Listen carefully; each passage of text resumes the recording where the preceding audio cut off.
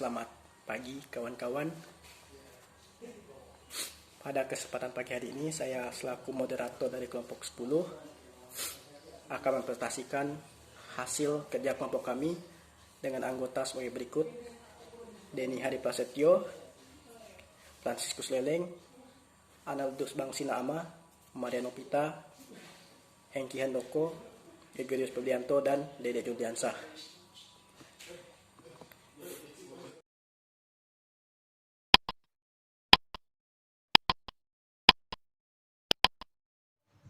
Marketing Ethics and Social Responsibility, etika pemasaran dan tanggung jawab sosial. Etika pemasaran adalah prinsip moral yang mengatur perilaku pemasar pada tingkat pribadi. Prinsip-prinsip ini menyatakan perbedaan antara perilaku yang benar dan yang salah dengan kebaikan atau keburukan karakter manusia. Tujuan dari kebanyakan organisasi yang tidak mencari laba dan kelompok advokasi konsumen adalah untuk mempromosikan perilaku yang baik dan bermanfaat secara sosial, seperti berkontribusi pada kasih amal, menggunakan energi secara bertanggung jawab, dan mengurangi perilaku buruk seperti menggunakan narkoba dan diskriminasi. Mengapa para pemasar yang tujuannya adalah menghasilkan uang peduli akan etika? Lagi pula ada banyak hukum perlindungan konsumen federal serta sejumlah hukum dan peraturan yang ditetapkan oleh negara bagian dan pemerintah setempat. Hukum-hukum ini mengatur apa yang dapat dan tidak dapat dilakukan para pemasar dan seringkali mengatur cara mereka mengiklankan, harga dan membagikan produk serta jasa mereka.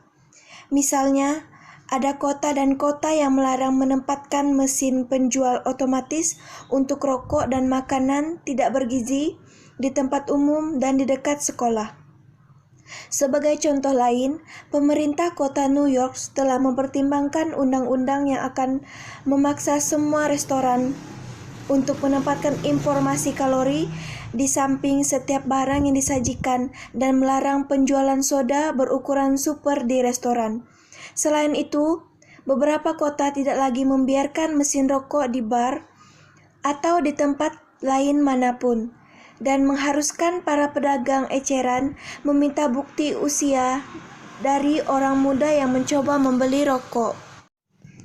Pakar pemasaran harus peduli terhadap etika karena tidak semua yang diperbolehkan adalah demi kepentingan terbaik masyarakat, atau dalam hal ini, tujuan pemasar, praktik pemasaran yang secara terang-terangan bertentangan dengan kepentingan masyarakat akan berakhir dengan rasa malu, kehilangan konsumen, dan lebih sering daripada tidak, peningkatan aturan. Singkatnya, praktek seperti itu menyebabkan konsumen berkurang konsumen terhadap pesan dan produk yang mempromosikan berita, dan dalam bab ini kita akan menjadi langsung dan kritis terhadap strategi pemasaran moral. Konsep pemasaran sosial, utopia atau kenyataan, seperti yang dinyatakan di bagian awal buku ini, inti pemasaran adalah memenuhi kebutuhan konsumen lebih efektif daripada pesaing. Meskipun demikian, kadang-kadang konsep ini bertentangan dengan kepentingan terbaik masyarakat. Misalnya produk seperti tembakau dan alkohol memuaskan kebutuhan konsumen tetapi berbahaya, dan banyak produk yang mudah digunakan dan dengan demikian memuaskan kebutuhan, turut menyebabkan kemerosotan lingkungan dan perubahan iklim. Misalnya produk yang tapi tidak dapat digunakan kembali, seperti penutup pelindung dengan penggunaan tunggal kering, market jawab sosial dalam setiap peran.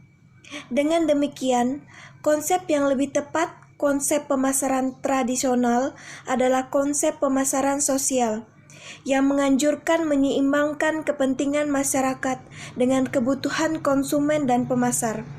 Konsep ini meminta pemasar untuk memuaskan kebutuhan dan keinginan dari pasar sasaran mereka dengan cara yang melestarikan dan meningkatkan kesejahteraan dari konsumen dan masyarakat secara keseluruhan, sambil juga memenuhi tujuan keuntungan dari organisasi mereka. Menurut konsep pemasaran sosial, restoran makanan cepat saji harus menyajikan makanan yang mengandung kurang lemak dan gula, tapi lebih nutrisi. Selain itu, para pemasar hendaknya tidak mengiklankan makanan untuk anak muda, orang-orang dengan cara yang mendorong makan berlebihan. Selain itu, perusahaan tidak boleh menggunakan profesional atlet dalam iklan minuman keras atau tembakau. Karena selebriti sering berfungsi sebagai model peran untuk kaum muda dan pengguna iklan dapat memanfaatkan produk-produk ini dalam usia di bawah umur.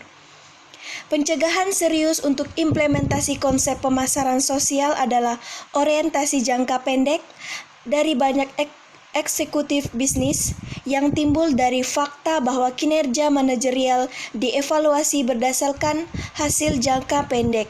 Oleh karena itu, seorang eksekutif periklanan yang muda dan ambisius mungkin menyerang kampanye iklan, menggunakan perempuan ramping dan tidak masuk akal dengan wajah pucat dan ekspresi menarik.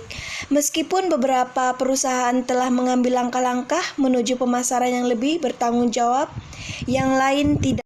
Coca-Cola memperluas distribusi minuman rendah kalori dan mengatakan akan menaruh kalori dalam peringkat dengan pengemasan di seluruh dunia sebagai bagian dari upaya global untuk melawan tudingan bahwa minuman berkadar gula itu memicu obesitas.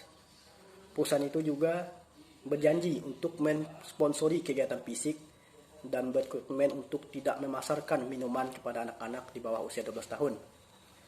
Tetapi tidak secara spesifik, persis seperti apa yang direncanakan.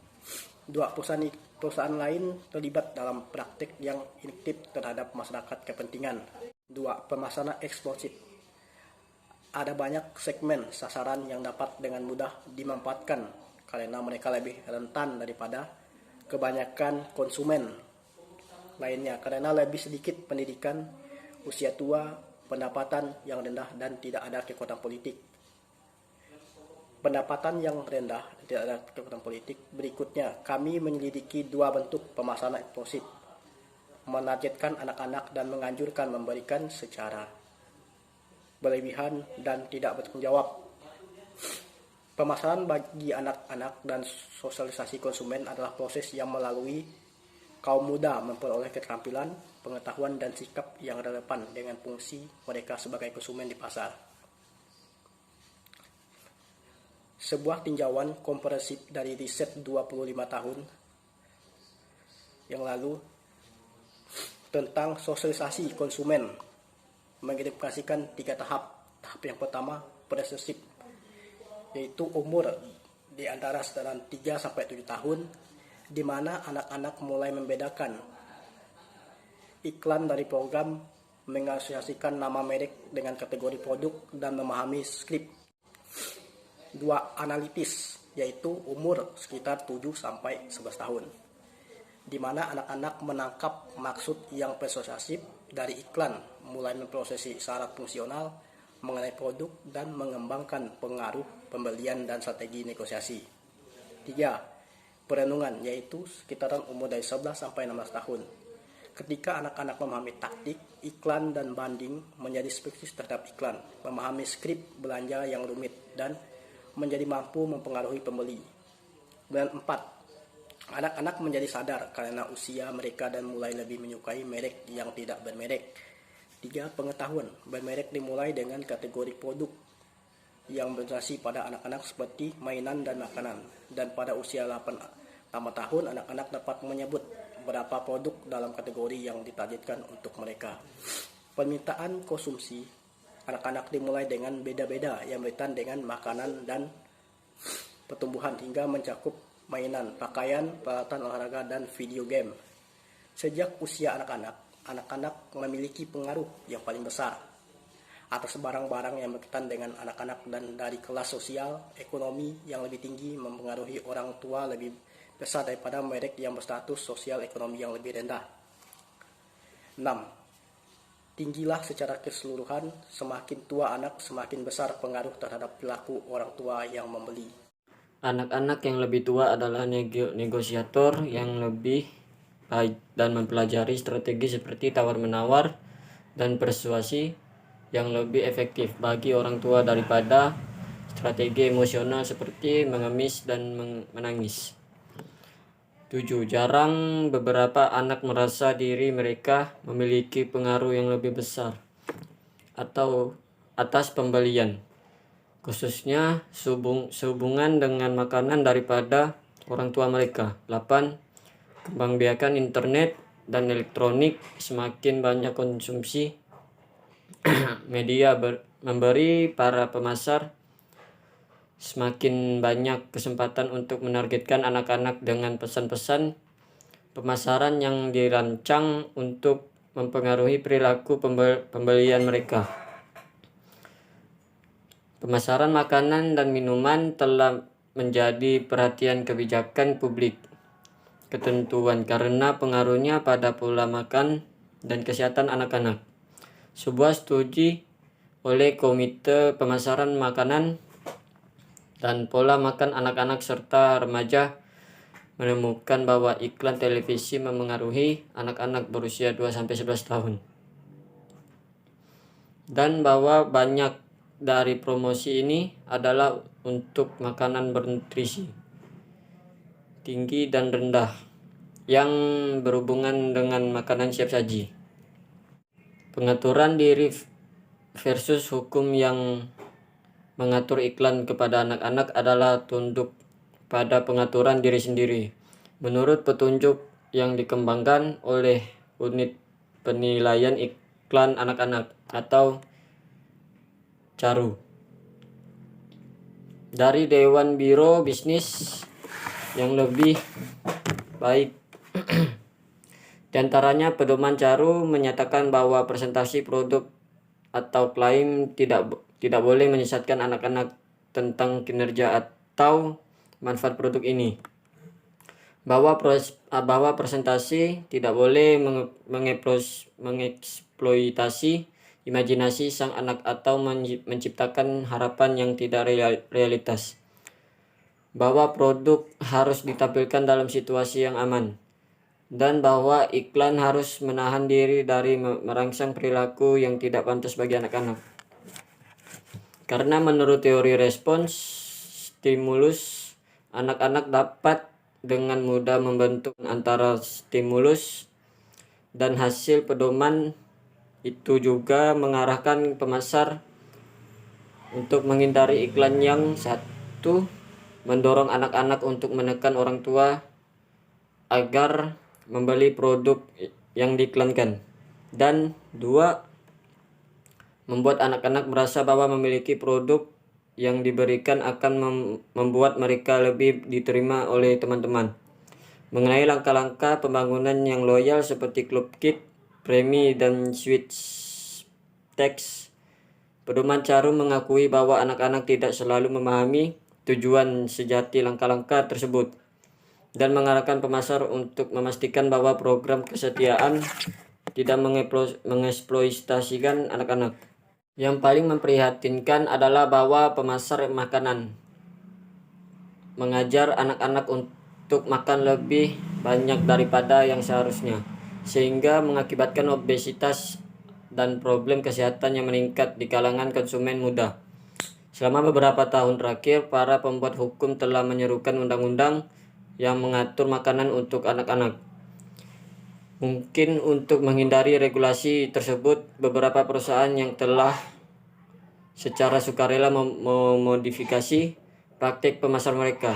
Misalnya, Kraft Foods menghentikan iklan produk tertentu di TV kepada anak-anak dan menaikkan iklannya berupa minuman bebas gula dan kue-kue yang lebih kecil.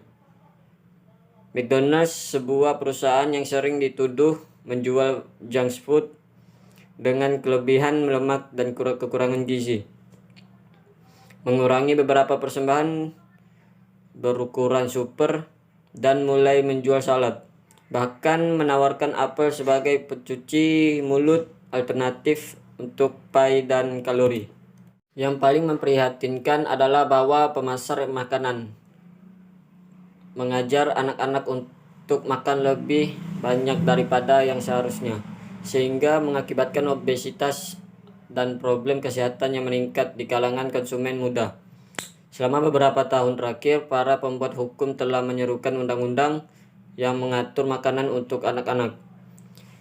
Mungkin untuk menghindari regulasi tersebut, beberapa perusahaan yang telah secara sukarela memodifikasi praktik pemasar mereka. Misalnya, Kraft Foods menghentikan iklan produk tertentu di TV kepada anak-anak dan menaikkan iklannya berupa minuman bebas gula dan kue-kue yang lebih kecil. McDonald's, sebuah perusahaan yang sering dituduh menjual junk food dengan kelebihan lemak dan kekurangan gizi, mengurangi beberapa persembahan berukuran super dan mulai menjual salad, bahkan menawarkan apel sebagai pencuci mulut alternatif untuk pie dan kalori. Belum lama ini McDonald's memiliki program memberikan hadiah kepada anak-anak kecil yang mendapat nilai bagus di rapot mereka. Program itu diiklankan di jaket buku dan dihentikan setelah McDonald's dikritik oleh para orang tua dan kelompok-kelompok advokasi konsumen dan bahkan diejek oleh beberapa media. Namun demikian, tingkat pengaturan diri telah meningkat dalam upaya untuk menghentikan penyebaran anti soda di balai-balai kota setelah New York City pindah untuk membatasi ukuran porsi dan kota-kota lainnya. Pajak atas nama minuman pembuat soda akan mulai memperlihatkan isi kalori dari minuman mereka. Mesin penjual otomatis dan mengarahkan konsumen ke arah yang kurang menarik. McDonald's mulai menulis kalori, menghitung semua menu-menu, gerakan yang dapat menekan respon cepat saji lainnya. Sama perusahaan ini juga mengeluarkan beberapa tambahan menu yang dimaksud untuk membuat persembahan lagi sehat. Sehubungan dengan iklan kepada anak-anak, ada konsensus yang menyatakan bahwa sekalipun anak-anak memahami tujuan pesan-pesan yang dipromosikan, para pemasar harus memberikan perhatian khusus kepada mereka karena jumlah waktu dan yang dihabiskan anak-anak menonton TV dan internet. Pada umumnya, iklan kepada anak-anak di Amerika Serikat kurang diatur oleh pemerintah dibandingkan di negara-negara Eropa. Manipulatif dan informatif label gizi. Label gizi ditempatkan pada semua kemasan makanan yang dijual di Amerika Serikat.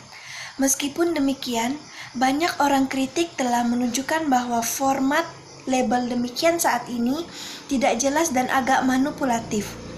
Misalnya daftar label informasi pada basis permelayani, namun makanan dan obat peraturan administrasi memungkinkan produsen beberapa kebijaksanaan dalam menetapkan ukuran. Definisi digunakan dalam label gizi tidak selalu logis. Misalnya makanan yang berlabel organik harus memenuhi standar yang dapat diverifikasi yang ditetapkan oleh pemerintah federal. Sedangkan yang berlabel alami tidak boleh dikenakan persyaratan sedemikian. Ironisnya, meskipun penjualan makanan lain yang organik maupun makanan alami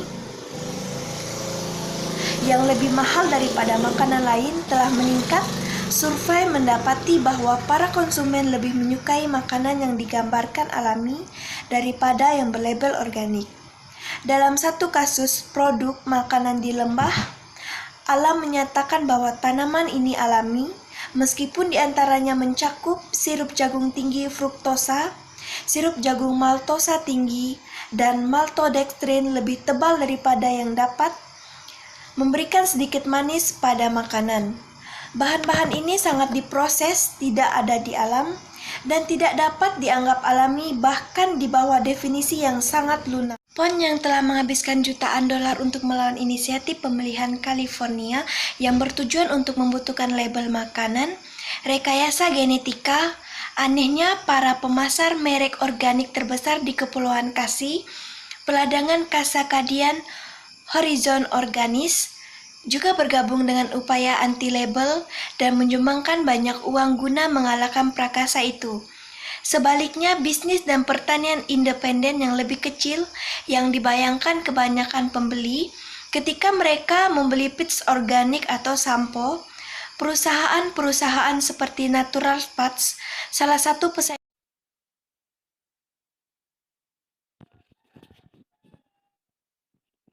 Pemasaran terselubung bertopeng atau siluman terdiri dari pesan-pesan pemasaran dan bahan promosi yang tampaknya berasal dari pihak-pihak yang independen ketika sebenarnya mereka dikirim oleh pemasaran. Ada yang berpendapat bahwa strategi pemasaran terselubung seringkali melanggar definisi FTC untuk menipu iklan, petunjuk, pengesahan, dan peraturan lainnya berkaitan dengan pemasaran.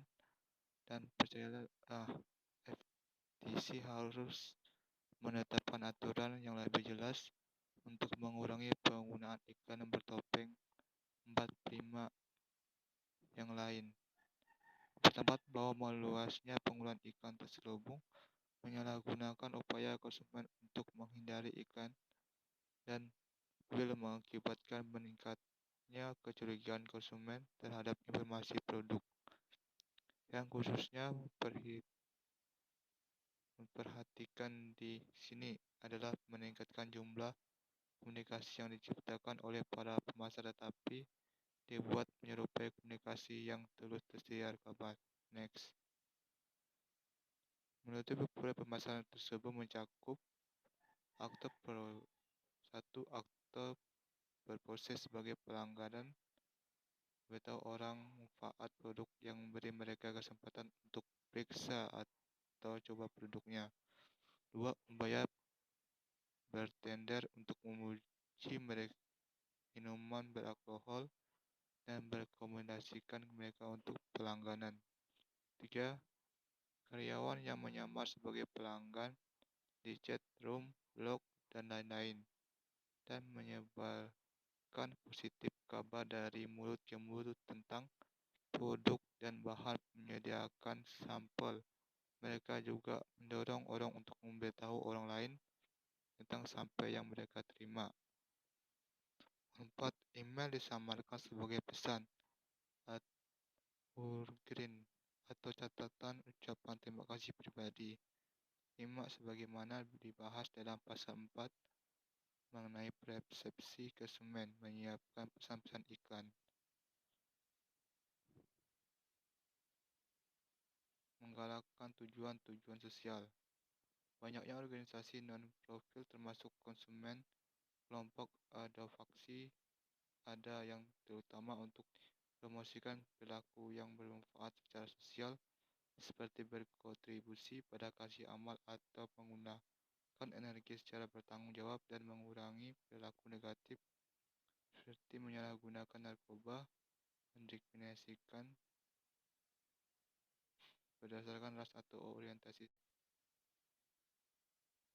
mengajukan perilaku yang merusak dan bermanfaat. Tujuan utama banyak organisasi non-profit adalah mempromosikan perilaku yang diinginkan secara sosial dan mencegah perilaku yang menghasilkan sesuatu negatif. Kadang-kadang organisasi pemerintah mencoba menginduksi perilaku publik yang mereka anggap cocok. Sebagai contoh, karena banyak TV dan film yang direkam di jalanan kota New York, beberapa orang New York yang terburu-buru telah tumbuh semakin kesal pada penundaan dan ketidaknyamanan yang disebabkan oleh kru film yang harus sering menutup dan menghalangi blok kota dan trotoar selama merekam. Salah satu perilaku berbahaya yang paling berbahaya dalam tahun terakhir telah mengirimkan pesan atau menggunakan ponsel Saat mengemudi, operator sudah bekerja pada teknologi yang bisa secara otomatis mengaktifkan ponsel dalam bergerak mobil. Jumlah organisasi, perusahaan, dan komunitas tempat yang tidak mencari laba telah berkampanye terhadap praktik yang sangat berbahaya yang sering fatal ini menggunakan iklan seperti yang ditampilkan dalam daftar penyebab sosial yang layak telah meningkat terus mencakup kenaikan jabatan baru-baru ini yang kurang dikenal bermanfaat secara sosial penyebabnya.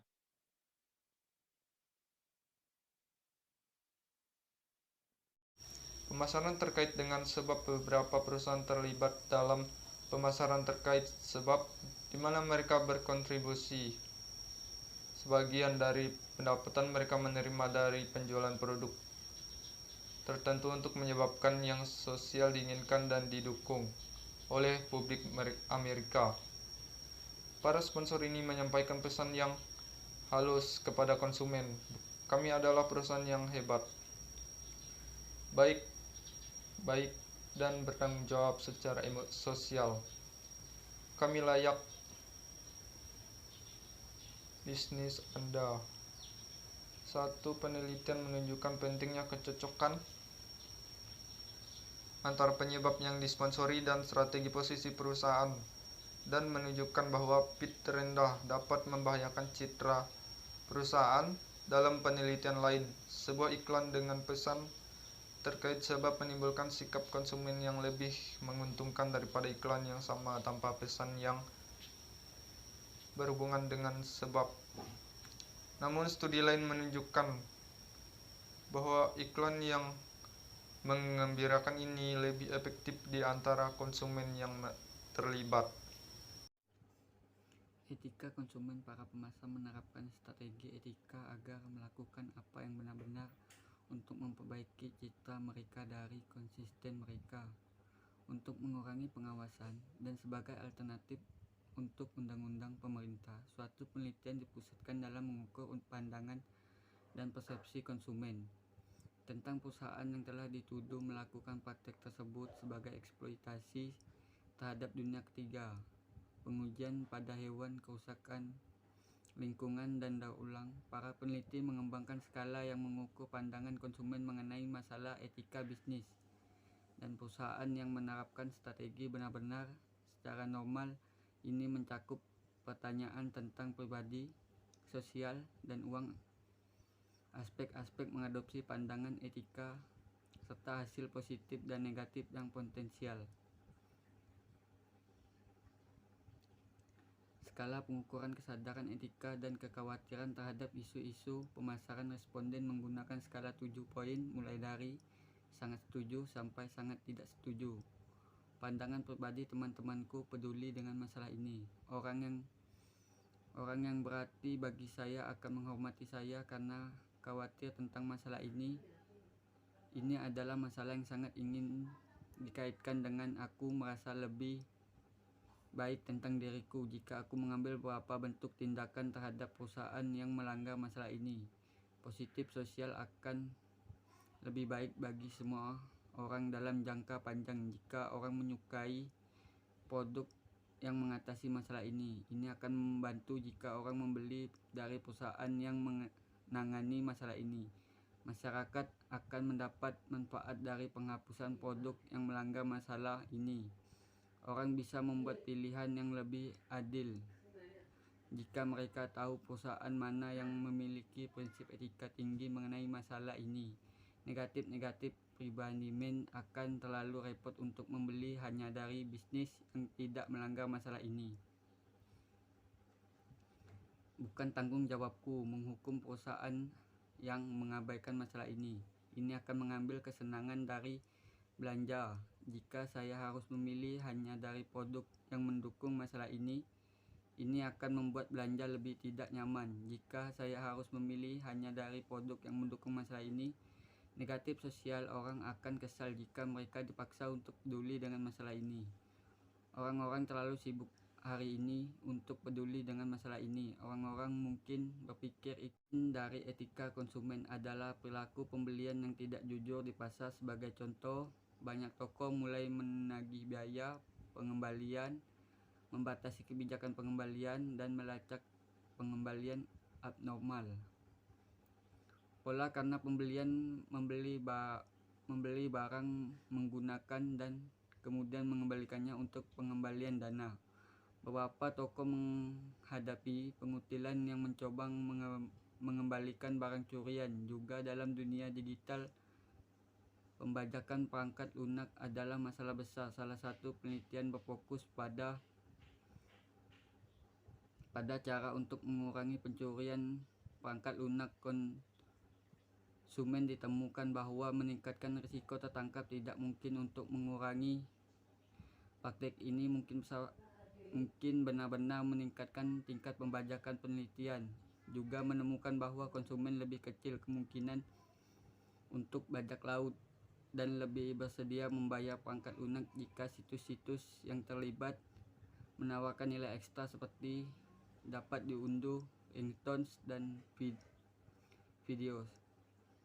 Maskapai penerbangan memungkinkan dan secara tidak sengaja mendorong banyak bentuk kreatif mungkin tidak etis perilaku pelanggan, misalnya untuk menghindari tarif bagasi dan penumpang yang menggunakan cap materai tas di dalam bagasi.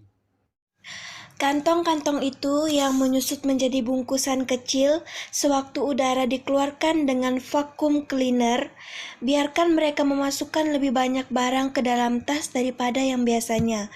Jadilah mungkin yang lain membeli mantel hujan, rompi, dan pakaian lain yang dibuat dengan hiasan besar saku yang memungkinkan orang membawa semuanya dari baju yang dilipat ke iPad. Jika penerbangan dibatalkan karena cuaca, beberapa penumpang tetap tinggal dengan teman-teman dan kemudian berpesta. Dimensi tanggung jawab sosial memaksimalkan dampak positif dan meminimalisir dampak negatif sebuah aktivitas bisnis terhadap masyarakat. Dimensi tanggung jawab sosial terdiri dari 4 komponen, yaitu ekonomi, hukum, etika, dan kemanusiaan. Perspektif ekonomi, semua perusahaan harus bertanggung jawab kepada pemegang saham mereka yang memiliki minat dalam hubungan pemangku kepentingan yang mempengaruhi reputasi perusahaan dan tentu saja mendapatkan pengembalian investasi mereka. Tanggung jawab ekonomi selain itu untuk menghasilkan profit juga digunakan untuk melayani karyawan. Selain itu juga berdampak pada masyarakat luas karena memiliki potensi pada tingkat pekerjaan dan pendapatan di daerah. Pelaku bisnis juga bisa berekspektasi dalam hukum dan regulasi. Ini adalah sebuah tantangan bagi para pelaku bisnis karena lingkungan hukum dan sebuah peraturan bagi pemerintah sangat sulit dikendalikan. Selain itu, interpretasi sebuah hukum juga sangat sering berubah dengan cepat. Komponen ekonomi dan hukum ini berada pada level dasar. Karena tanpa kedua komponen ini, perusahaan tidak akan berlangsung lama atau tidak. Perusahaan bisa mencapai level selanjutnya, maka perusahaan harus mulai memikirkan dampak yang diberikan ke publik. Yang paling dasar dari prinsip-prinsip ini telah dikondisikan sebagai undang-undang peraturan untuk mendorong pelaku bisnis agar sesuai dengan harapan perilaku masyarakat. Namun, penting untuk memahami bahwa etika pemasaran dapat melampaui masalah hukum. Keputusan dalam etika pemasaran menumbuhkan kepercayaan yang membantu membangun hubungan pemasaran jangka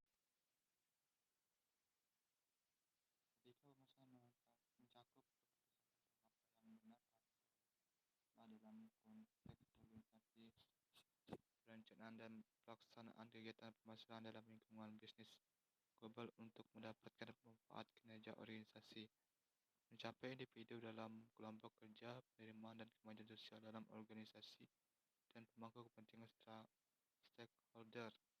Definisi segitiga besar ini mengakui bahwa keputusan etis terjadi dalam jaring sosial yang kompleks dalam organisasi pemasaran.